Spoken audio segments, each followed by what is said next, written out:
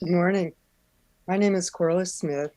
On behalf of myself and Pastor Teresa Soto and the Zoom host, Zachary Gamble, and others on the worship and music teams, welcome to worship service with First Unitarian Church of Oakland.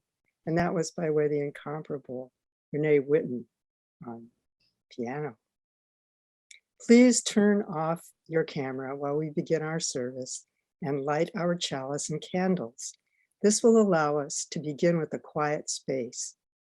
We will turn our cameras on to greet each other later in the service. Please note that we are recording this service, so if you don't want to be in the recording, please keep your camera turned off. For best viewing experience, we recommend that you make certain you have the up-to-date version of the Zoom app on your computer. Part of the opening welcome this morning is sharing a few things about our vision for this community. We use 6 descriptive words each week to include the different ways we are building a place for everyone. It and we are a work in progress. We invite you to join us.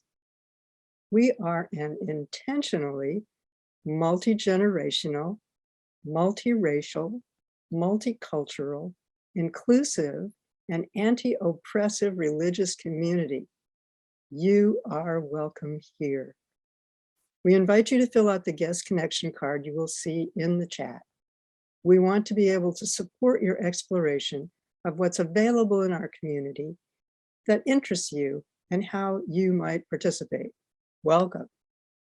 Now, before we begin our worship service, we have a few reminders.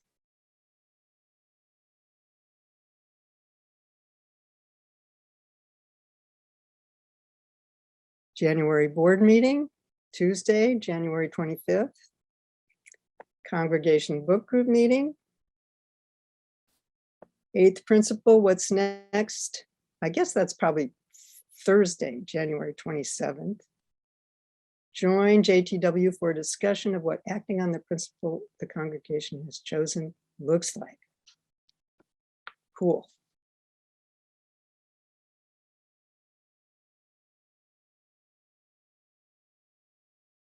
Let's go on now and light our chalice.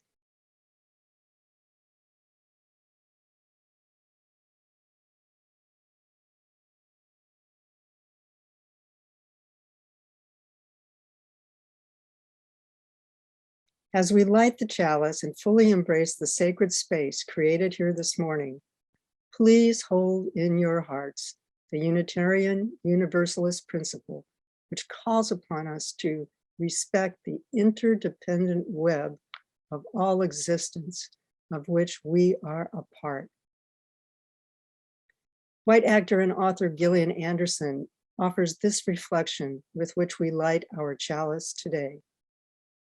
So much of this world is based on illusion, temporaries, and disposability, that I think it's essential that our closest relationships reflect what is real. Thank you, Corliss. Now, as we light the Black Lives Matter candle, we observe the words of lawyer and author Ibram Kendi. The good news is that racist and anti-racist are not fixed identities. We can be racist one minute and an anti-racist the next. What we say about race, what we do about race in each moment determines what, not who, we are.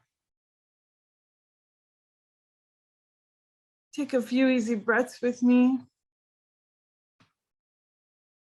as we light the peace candle with the words of the 14th Dalai Lama. Peace does not mean an absence of conflicts. Differences will always be there. Peace means solving these differences through peaceful means, through dialogue, education, knowledge, and through humane ways.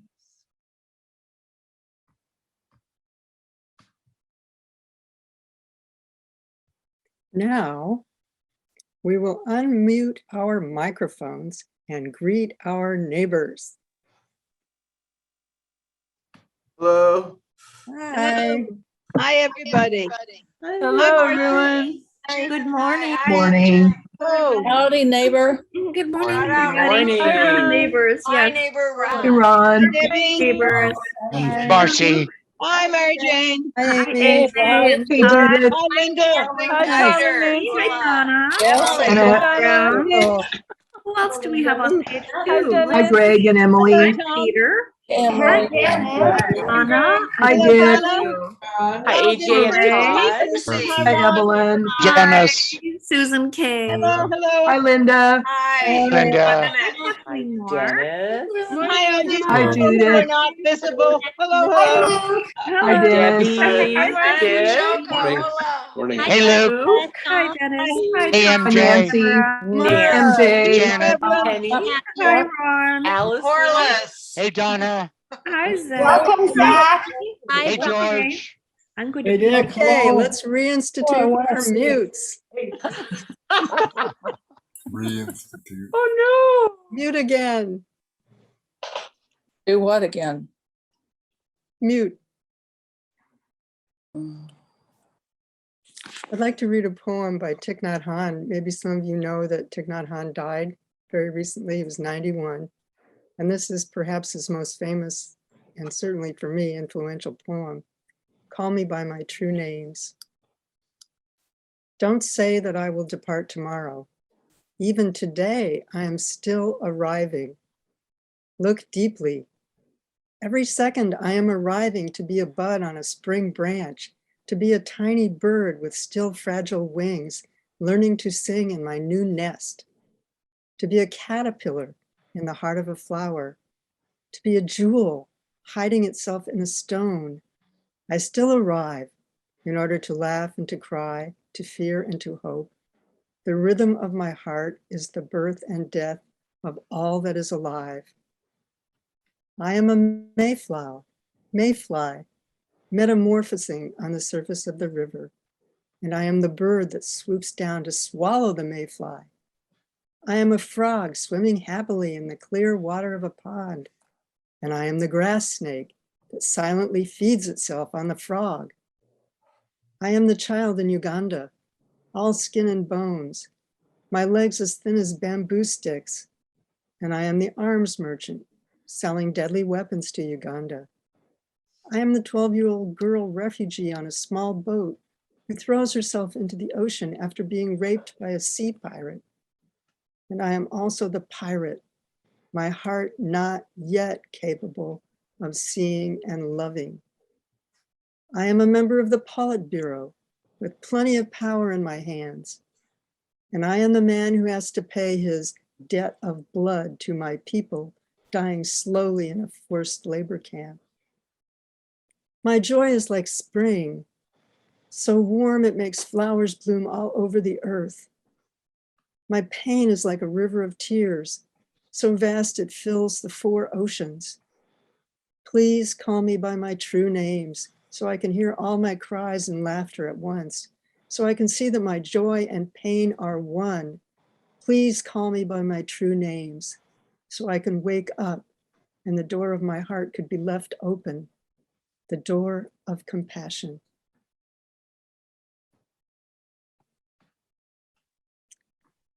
And now, Morning Has Broken, performed by Renee Whitten and Susan Kaider, a traditional Scottish folk song with words by Eleanor Farjean.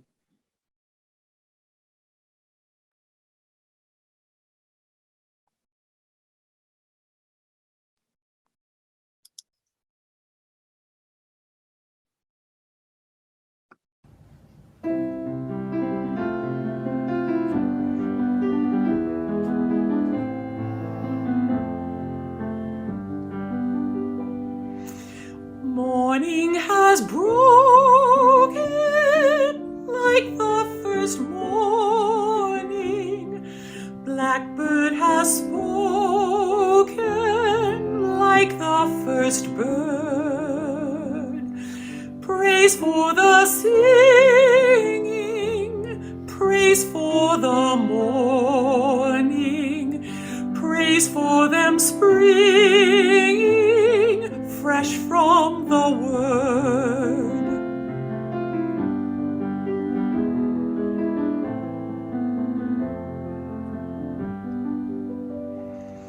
Sweet the rain's dew fall, sunlit from heaven, like the first dew fall on the first grass.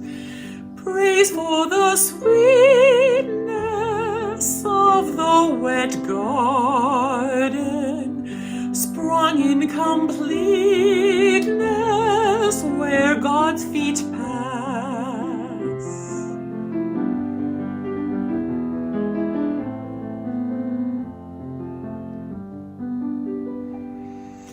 Mine is the sunlight,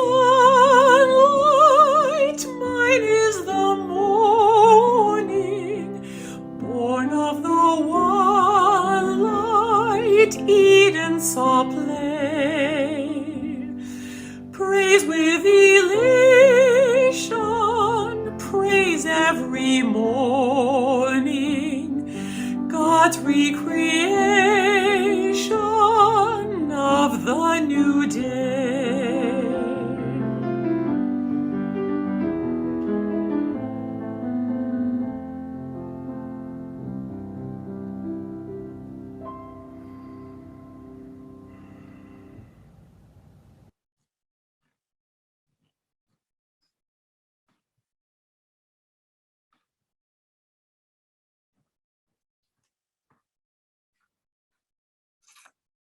Today we'll be talking in part about not throwing each other away. But if what we're saying is that people are not disposable, what else do we need to know? Today I want to talk to you about repair. And since we're talking about relationship repair, and repair is some work, I'm going to put on my hard hat and get ready. So you can see the first part of repair is telling a story about a mistake. One day I was really excited to share a video with my friend Catherine, but the video had some insulting words in it. But they weren't insulting to me, they were insulting to her. And it was an offhand comment about, oh, you know, if only I could be thinner. And I just didn't hear it. So when she heard it, she was hurt by it. And I had to think about what would be the work of repair. The first step this drawing offers us is to imagine what would make it better. Well, if I didn't send insulting videos to my friend, that would make it better, right? So my commitment was, I'm sorry I shared that with you, and I will not share harmful videos with you in the future. What does that mean? That means in the future, I have to act. So the second step is acting, right? That means expanding the way I listen, making sure people aren't going to be insulted. Then reflect. Why didn't I hear that offhand comment about needing to lose weight? Because I wasn't affirming to myself, right? I didn't say, I don't need to hear that kind of talk to myself. And then I pass it on to someone else. The truth is, that's right. I don't need to hear offhand comments from people who are not my doctor. And as a community, one of the things we can do to help and strengthen each other is not comment on each other's bodies. It's a good reminder with this example. Forgive If someone hurts me, I can forgive them. If I've hurt someone, they may forgive me. But forgiveness is the personal part, and we can't really force it. The repair part is when we imagine, act, reflect. And forgiveness may or may not happen. It's a personal choice that we give to someone. The last step is healing. We return to a future in which the relationship is repaired and we treat each other with care and respect. When I apologized to Catherine about the insulting language in the video, and I promised I would never do that again, she heard me and she forgave me. So she might not have.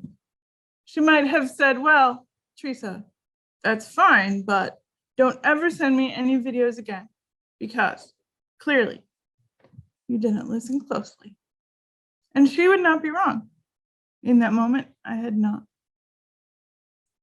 So I want to share with you this repair process. You have that link in the chat to continue to think about what it means to repair. If you are able, I would ask you to take this and hang it somewhere you can see it often. Put it on your fridge, put it in your office, so that we can keep talking about these actions of repair. And thank you so much for doing the work of repair in this community. In just a moment, I'll pray. I'm asking you if you would like to join me in a spirit of prayer or meditation. Take a couple of easy breaths. Spirit of renewal, God of many names, source of love, we rest, poised to start another week, one full of many stories, some troubled, some joyous. May we not turn away from facing the troubled moments of the year. Teach us to honor the tragedies and losses by seeking to mend what can be mended. Affect the changes we as a nation must affect to reduce the violence, to care for the broken, to find peace in our world once more. May we not use another year as an excuse to shirk our duties, washing our hands of the work. So too, help us to find joy in our living world, to not lose sight of the good in our hearts, the beauty of the land, or the possibilities of change in our lives. Ground of grace, we have been blessed with the gift of life amid all its challenges, struggles, and small exhaustions. It is moments of wonder, stories of hope, and opportunities to love again and again. May we honor this gift we have by holding the passion and the pain with grateful hearts as best we can.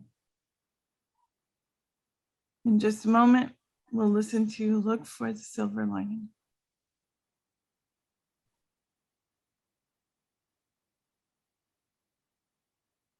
Good morning, everyone. My name is Susan Kaider, and I'm a grateful member of this community. I am delighted to share with you this morning one of almost my theme song. It's called Look for the Silver Lining.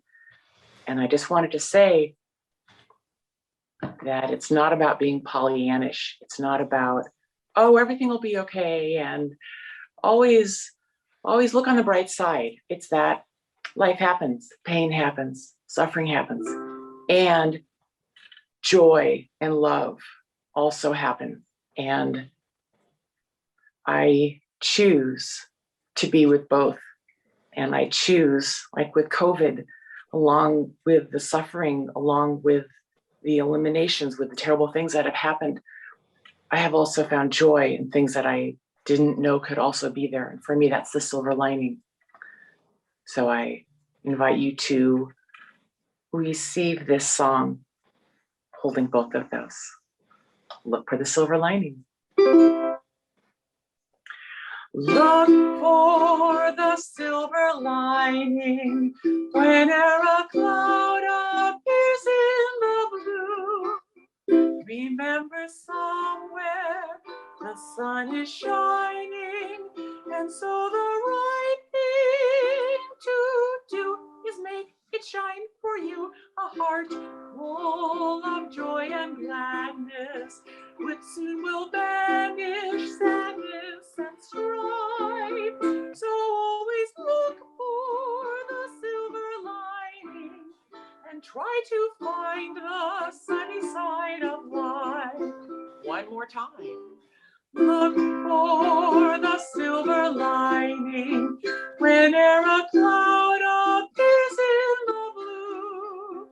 Remember, somewhere the sun is shining, and so the right thing to do is make it shine for you. A heart full of joy and gladness, it soon will banish sadness and strife. So try to look for the silver lining and try to find that sunny side of life. Be well. So wonderful. Thank you so much, Susan. As we begin today,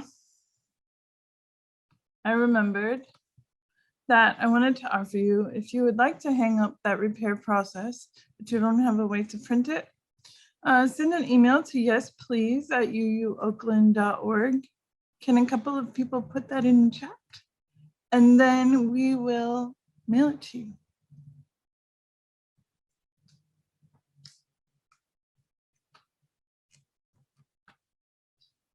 This reading is from the blog of Black movement builder and writer in residence at the Emergent Strategy Institute, Adrienne Marie Brown, and slightly adapted for worship. We will not cancel us. We hurt people. Of course we did. We are human. We were traumatized, socialized away from interdependence. We learned to hide everything that's real. As we go forward in this reading, if you hear something that's not you, that's okay. It doesn't mean that it has to be true. But the invitation is to remember that just as when you have a question, someone else might have the same question, in this reading, these human experiences might not be held by you, but they might be held by people around you.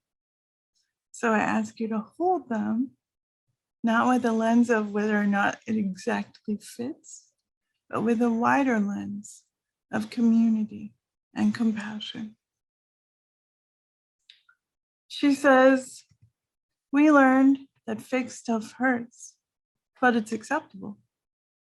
Our swallowed pain made us depressed or unworthy, or paranoid, or powerless, or full of ego. We moved with the herd or became isolationist and contrary, perhaps even controversial. We disappointed each other at the level of race, gender, species. In a vast way, we longed for more from us, but we will not cancel us. Canceling is punishment, and punishment doesn't stop the cycle of harm, not long-term. Cancellation may even be counter-abolitionist. Instead of prison bars, we place each other in an overflowing box of untouchables, often with no trial, and strip us of past and future, of the complexity of being gifted and troubled, brilliant and broken. We will set down this punitive measure and pick each other up, leaving no traumatized person behind. We will not cancel us, but we must earn our place on this earth. We will tell each other we hurt people and who. We will tell each other why and who hurt us and how. We will tell each other what we will do to heal ourselves and heal the wounds in our wake. We will be accountable, rigorous in our accountability, all of us unlearning, all of us crawling towards dignity. We will learn to set and hold boundaries, communicate without manipulation, give and receive consent, ask for help, love our shadows without letting them rule our relationships. And remember, we are of earth. We all have work to do. Our work is the light, in the light. We have no perfect moral ground to stand on, shaped as we are by this toxic, complex time. We may not have time or emotional capacity to walk each path together. We are all flailing in the unknown at the moment, terrified, stretched beyond ourselves, sometimes ashamed, realizing the future is in our hands. We must all do our work, be accountable, and go heal simultaneously, continuously. It is never too late. We will not cancel us. If we give up this strategy, we will learn together other strategies that will help us break these cycles, liberate future generations from the burden of our shared and private pain, leaving nothing unspeakable in our bones, no shame in our dirt. Each of us is precious. We together must break every cycle that makes us forget this.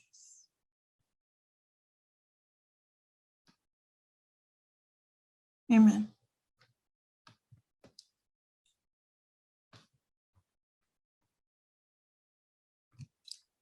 The town of Centralia, Pennsylvania, had a messy problem: their garbage.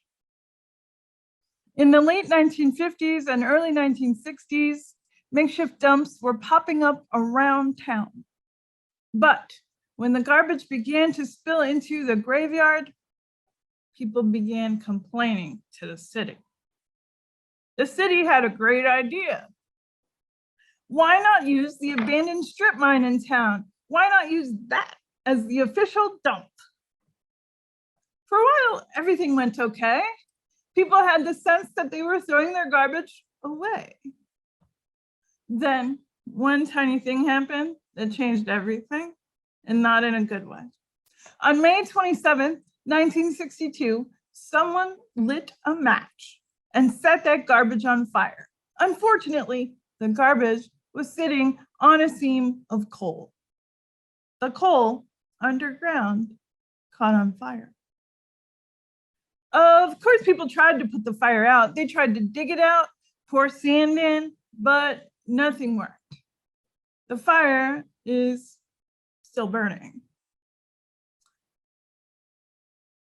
It's an underground coal mine at depths of up to over 300 feet, an 8-mile stretch of 3,700 acres. At its current rate, it could continue to burn for over 250 years. Cool, weird, scary.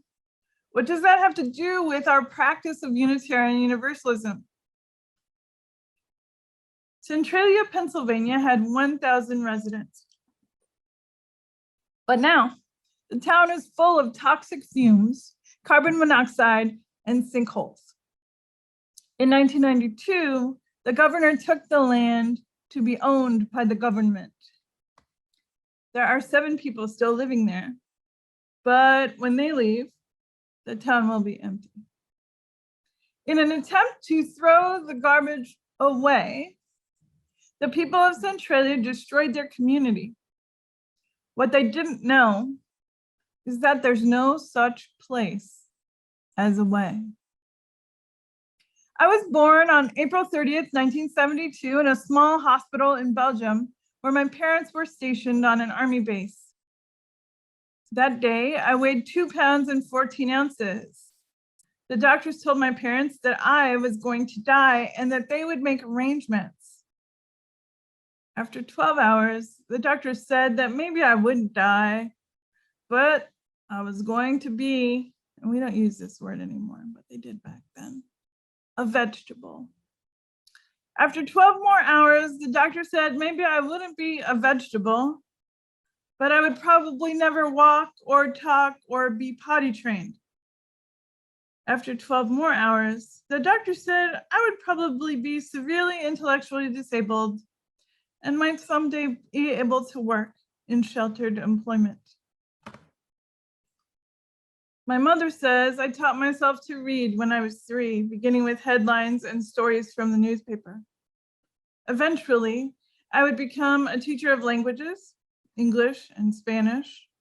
I would become a lawyer, learning stories of law, applying words and ideas to complex problems.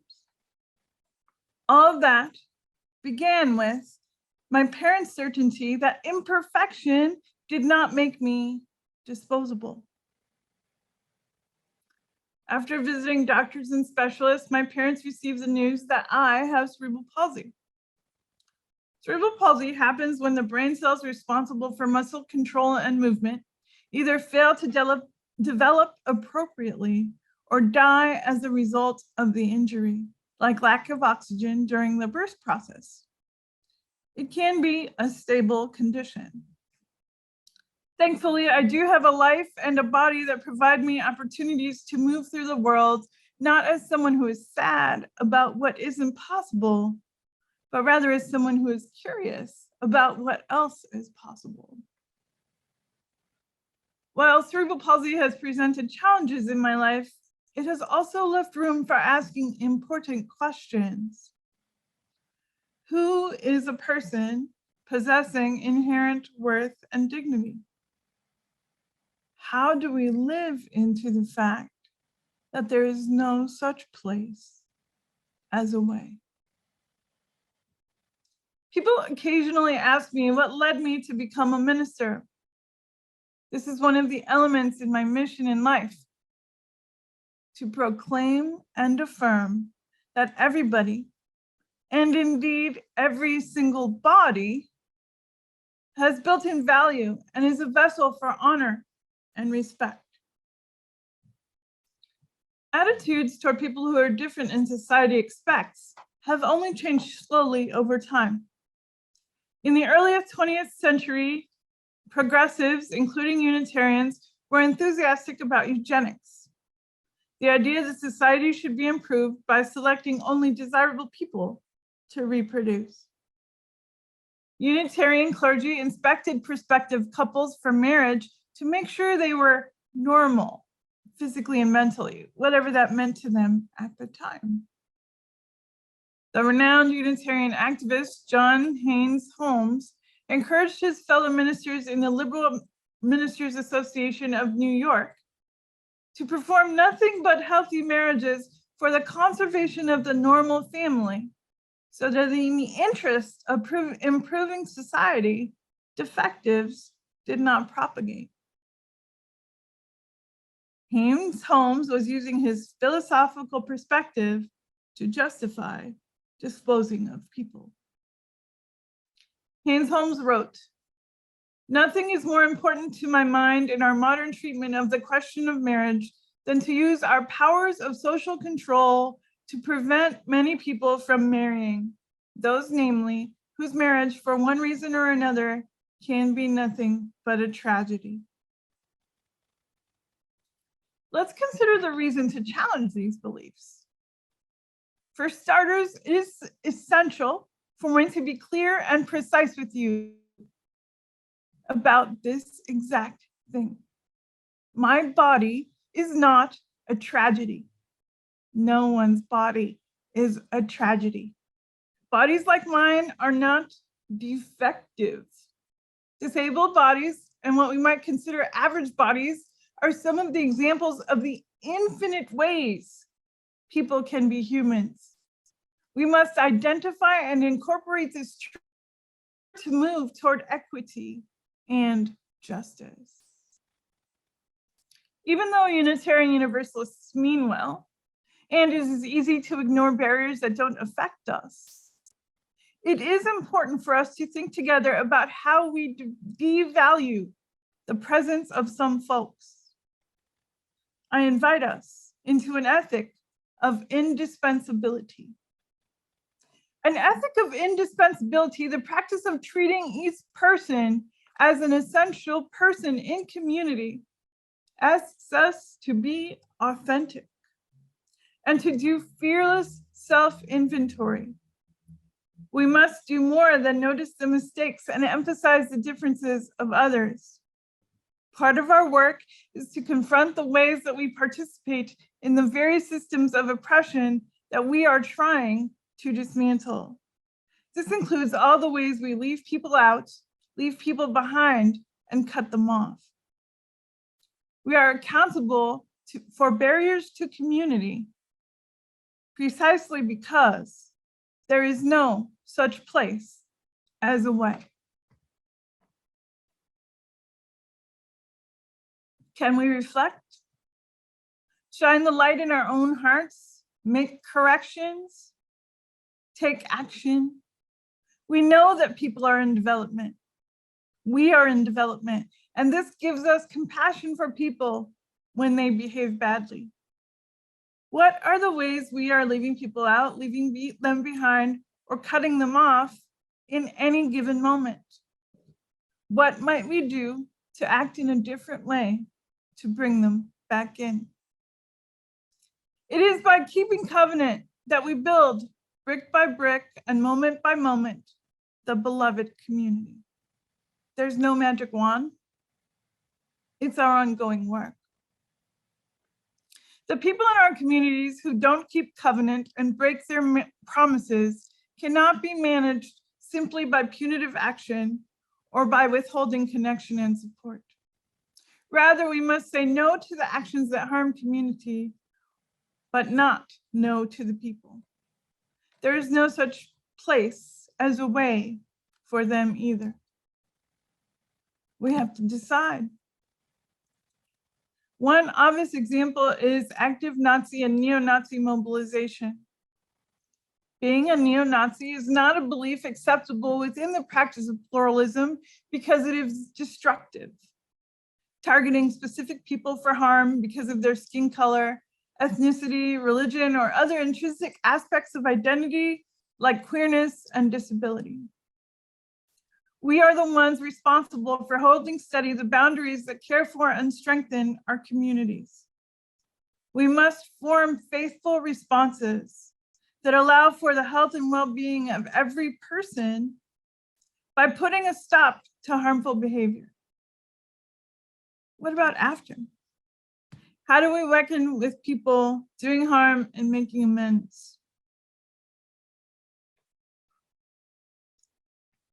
There are many ways, but as we think of the story of the son who said to his father, "Hey, I would like what's coming to me right now, my inheritance."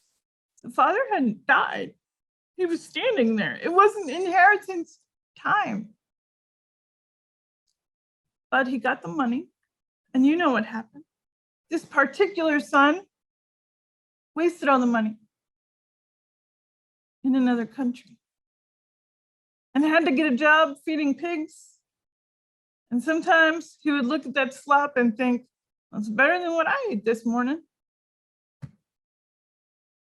And then he thought, "Even the servants at my father's farm eat better than this. I will go home. I will say, you don't have to think of me as your son. If you could think of me as your farmhand, that would be enough." What happened? What happened? The father wasn't listening to that story. Instead, he said, "Quick, bring him a set of clothes, dress him, put the family family ring on his finger and sandals on his feet. Then a grain-fed heifer, the best we have. We are going to feast. We are going to have a wonderful time. My son has returned. It's one of the central stories of the Christian scripture. And there are many other examples from many other traditions. He was lost. He was separated, but now he's found. And the dad's joy was palpable and irrepressible. According to Nancy MacDonald Ladd in her book, After the Good News, underneath the will to mutuality, there is a will to perfection, a will to be personally justified, a will to be effective, and in the end, through all of our carefully calibrated strategies, a will to win the game that was never meant to be a game at all. Winning isn't always possible, but transformation is.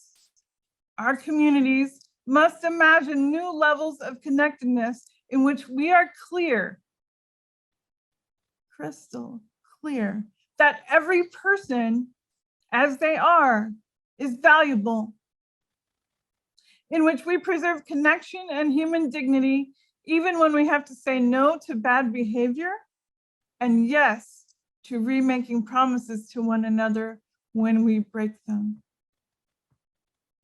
Our hope for the present and future lies specifically in our ability to move forward together. Henry Giroux explains that Paulo Freire, a liberation educator, conceived of hope as a practice of witnessing, an act of moral imagination that encourages people to be at the edge of society and to think beyond existing configurations of power in order to imagine the unthinkable in terms of how they might live with dignity, justice, and freedom. We are invited right now to the edge of what we can imagine. The most dignity, the most justice, the most freedom your community and your life can hold.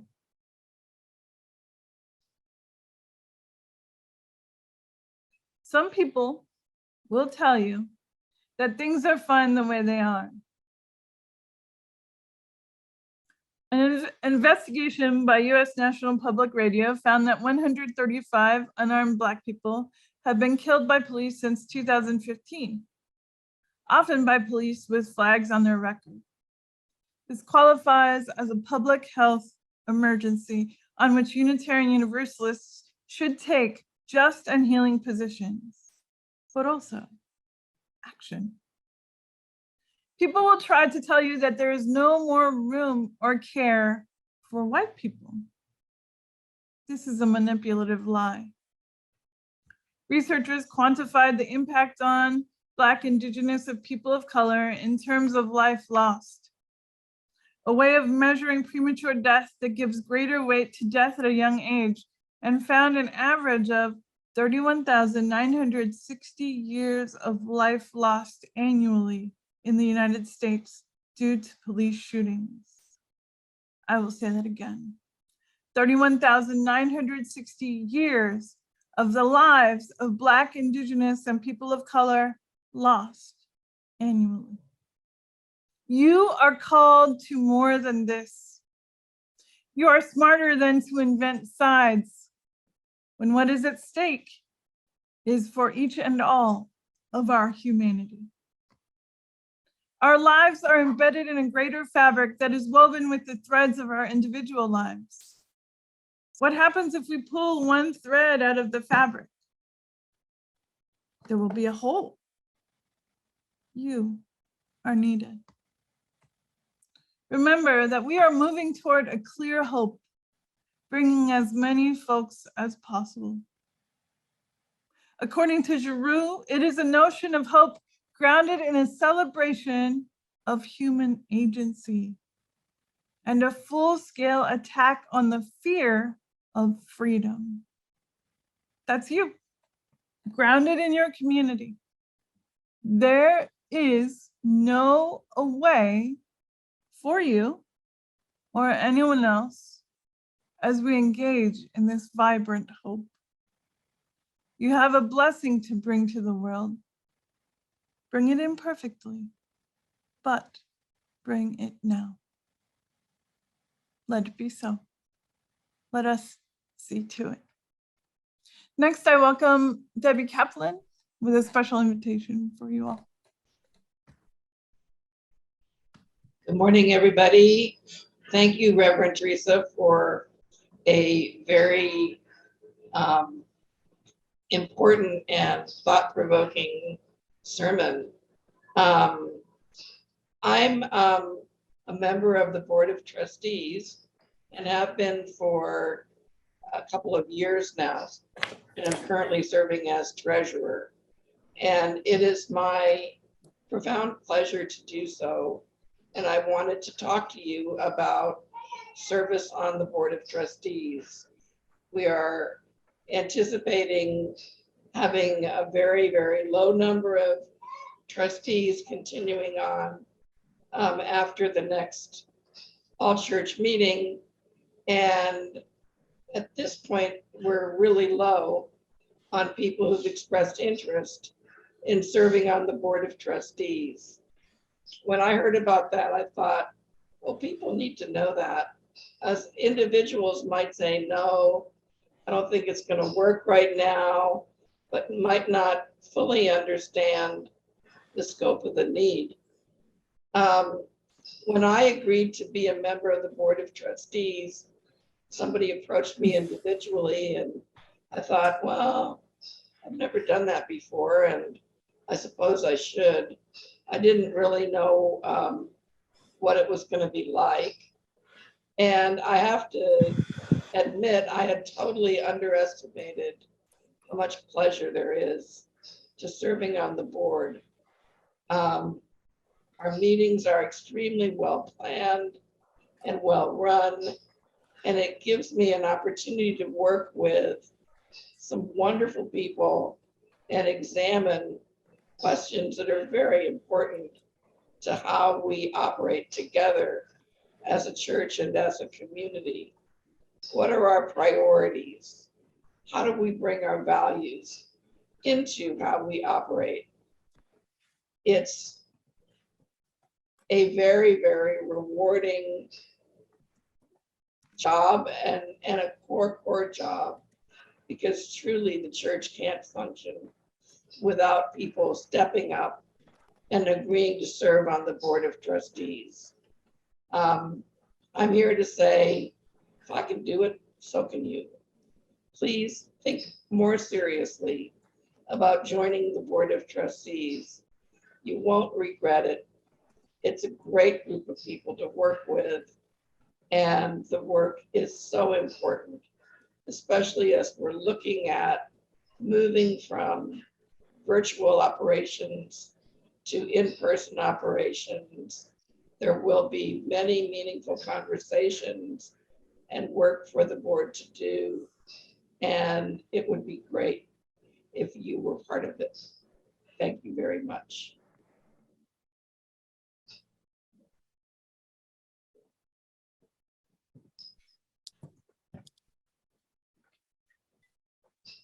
Hello again.